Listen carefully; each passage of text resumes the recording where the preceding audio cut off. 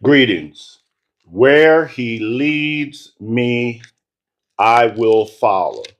Today, our word will come from the book of Genesis, starting at chapter 37.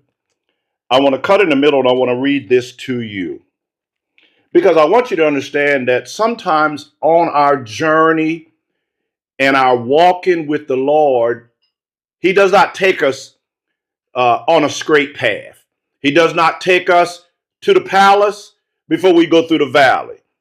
And so in Genesis chapter 37, we're all very familiar with it. Reading verse 18. Now, when they saw him afar off, even before he came near them, they conspired against him to kill him. Then they said to one another, Look, this dreamer is coming. Come therefore, let us now kill him and cast him into some pit. And we shall say, Some wild beast has devoured him. We shall see what will become of his dreams.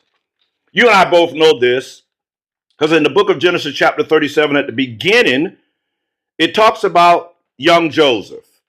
It gives us an in-depth story, insight about this boy named Joseph, this 17-year-old who was tending the flock, who had all of these brothers, who was loved by his father more than they, and he just had a dream. Is there anybody out there who just had a dream?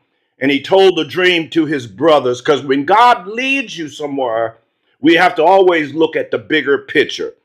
And so Genesis 37 verse 11 says, and his brothers envied him, but his father kept the matter in mind. They envied him. They hated him. They plotted to kill him.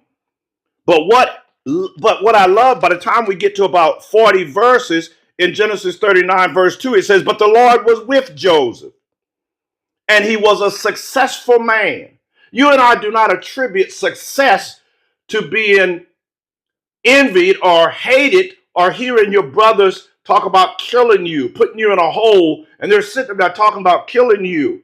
But where he leads. But it says the Lord was with him and he was successful.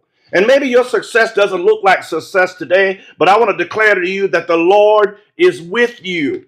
Because where he leads, if you just walk with him, if you just trust him, he'll see you through. Let me put you right here because I got to go.